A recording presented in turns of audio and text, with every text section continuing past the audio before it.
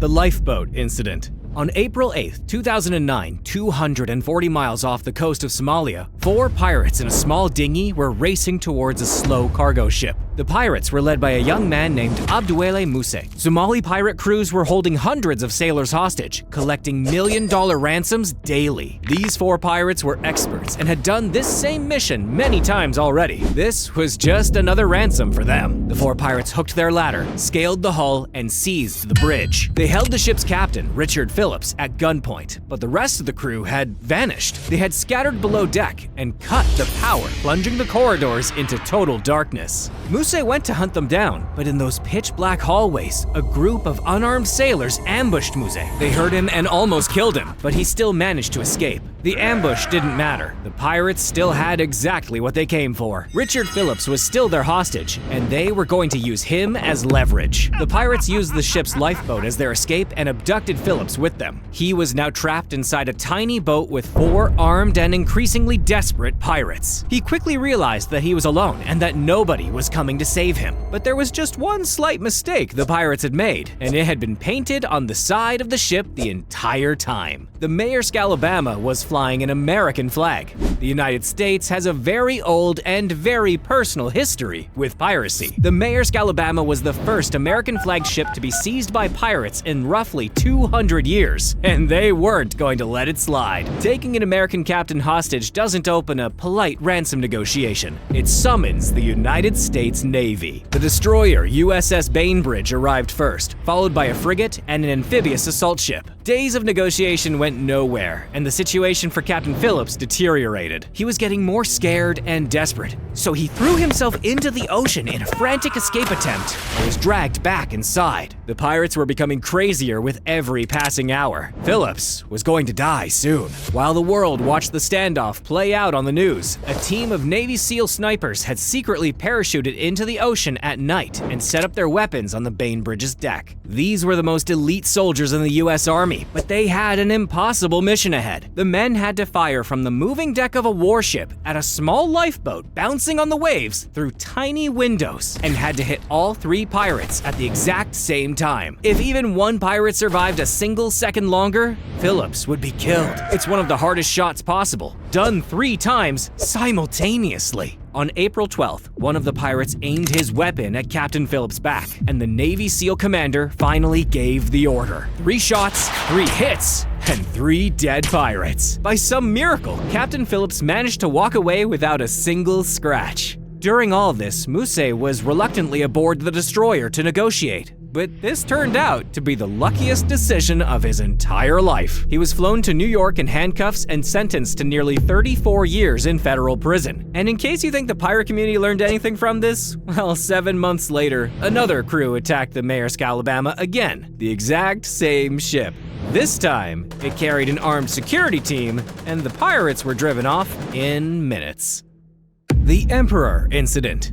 In 75 BC, the Cilician pirates were hunting for prey. They were not some scrappy crew of outlaws on a stolen boat. The Cilicians were a naval superpower commanding 1,000 ships. They raided Roman ports, plundered coastal towns, and kidnapped Roman officials for ransom. Rome, the single most powerful state on Earth, could not control its own sea. When one of the pirate crews intercepted a small vehicle near a tiny island, they captured a 25-year-old Roman noble on his way to Rhodes to study public speaking. But out of every ship of that entire sea, these pirates had just captured the single worst hostage in recorded history. They had captured Julius Caesar. The pirates sized up their new noble hostage and set his ransom at 20 talents of silver, a fortune. But Caesar was offended. He told the pirates that 20 talents only was insulting and that they clearly had no idea who they were holding. Caesar told them that they should demand 50 silver talents. Their hostage just negotiated his own ransom up.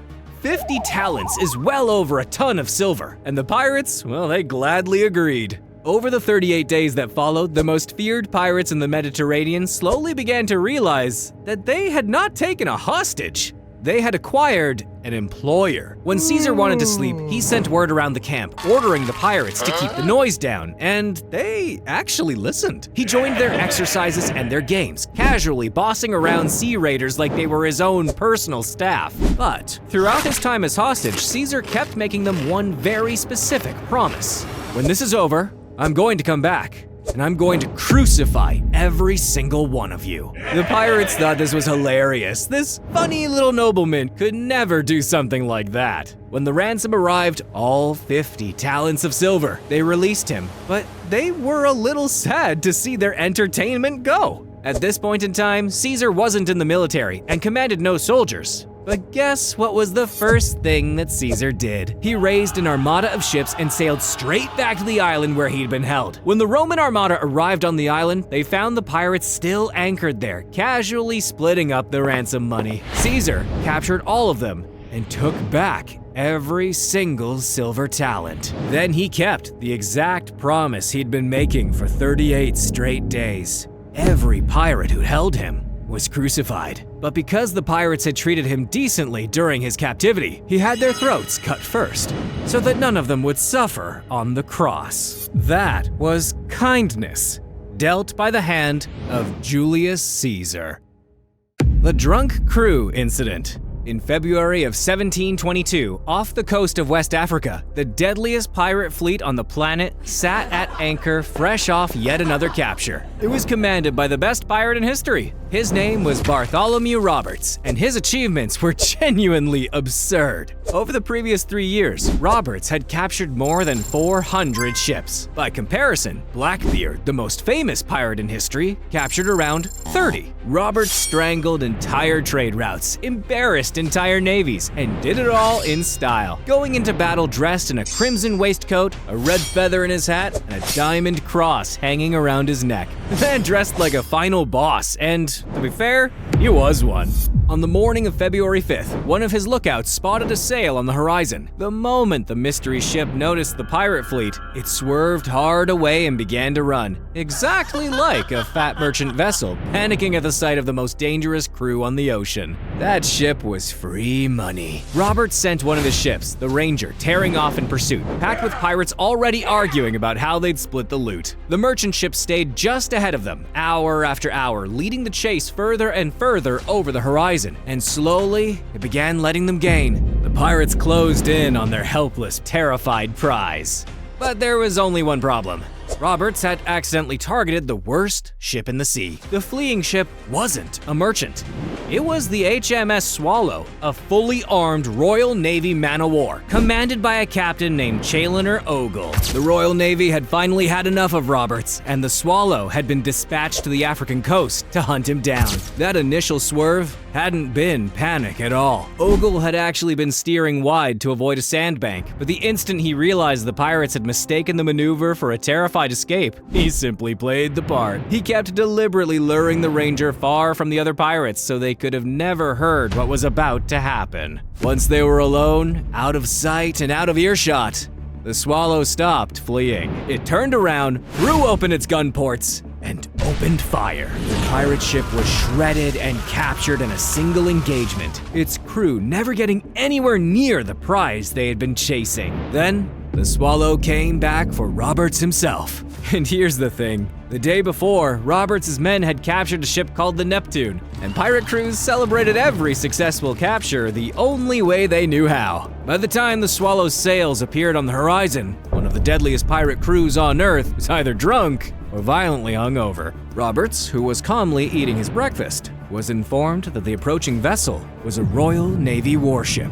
He stood up, put on the full crimson outfit, and took the helm personally. His only hope was trying to escape straight past the warship with a crew that could barely stand. The Swallow fired one broadside of grape shot, which is essentially a giant cannonball shotgun blast, and Roberts was struck in the throat and ended instantly, still standing at the wheel in his crimson and feathers. His crew, honoring his long-standing request to never be taken alive, threw his weighted body overboard before surrendering, and it was never found. What followed was the largest pirate trial in history, with over 50 men hanged at Cape Coast Castle, and historians widely mark Roberts' passage as the moment the golden age of piracy ended. The Sandbar Incident. At dawn on November 22, 1718, off the coast of North Carolina, the most feared pirate on the entire Atlantic Ocean stood on his deck. His name was Edward Teach, but the world knew him as Blackbeard, and he was a living legend. He went into battle with pistols strapped across his chest and slow-burning fuses woven into his enormous black beard, so smoke would curl around his face and make him look like a literal demon. Earlier that same year, he had blockaded the entire city of Charleston, holding its harbor and its citizens hostage. And his ransom demand for an entire American city was a chest of medicine. The man held a city for cough syrup, and he got it. After that, Blackbeard accepted a royal pardon, officially retired from piracy, and settled in North Carolina. But he was a pirate after all, and he immediately went back to robbing ships while the local authorities looked the other way. On a November morning, he was watching two sloops creep slowly towards his anchorage. Small, slow, lightly crewed, and he saw they were carrying no cannons. None at all. Someone had apparently sent rowboats to arrest the most dangerous man on the ocean. Blackbeard thought this was the easiest fight of his entire career. He maneuvered his ship into position and unleashed a full broadside straight into the lead sloop, and it was devastating, ending or wounding a huge portion of the crew in one blast, and taking out the commander of the second sloop entirely.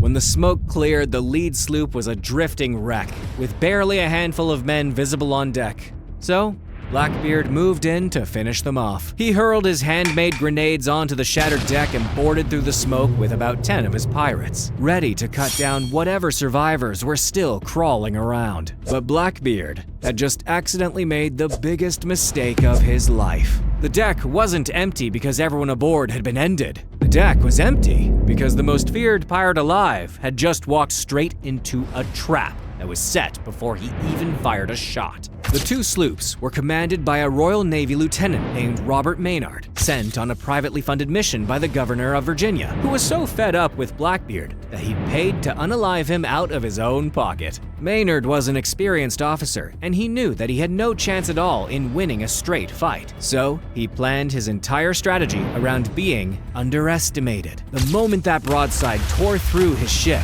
Maynard ordered nearly every surviving man to hide below deck, with pistols and swords drawn and ready, betting on a single assumption that the most arrogant pirate alive would personally board what looked like a defeated ghost ship. The instant Blackbeard's boots hit the deck, the hold erupted. Maynard's men came pouring up from below, and the pirates suddenly found themselves outnumbered and surrounded in their own ambush. In the chaos, the two commanders found each other, and what followed was an actual one-on-one duel. They fired their pistols point blank. Maynard's shot hit, but Blackbeard's missed. They drew swords, and Blackbeard, a giant of a man, swung so ferociously that he snapped Maynard's blade clean off at the hilt. He reared back to deliver the finishing blow on the defenseless commander, but in that exact instant, one of Maynard's sailors slashed him across the neck from behind. When it was finally over and they examined the body of Blackbeard, they found 5 gunshot wounds and 20 sword cuts. It took 25 separate injuries to put the legend down. Maynard ordered Blackbeard's head removed and hung from the bowsprit of his sloop as proof for the bounty, and it was later displayed on a pole in Virginia as a warning to other pirates. Legend even claims that when the headless body was thrown overboard, it swam a few defiant laps around the ship before finally sinking. If there's a lesson here, I think it's this. Be very careful about who you mess with in life, because you never know truly who you're dealing with. Or better yet, maybe just don't rob anyone at all. Now, go and have yourselves a happy day.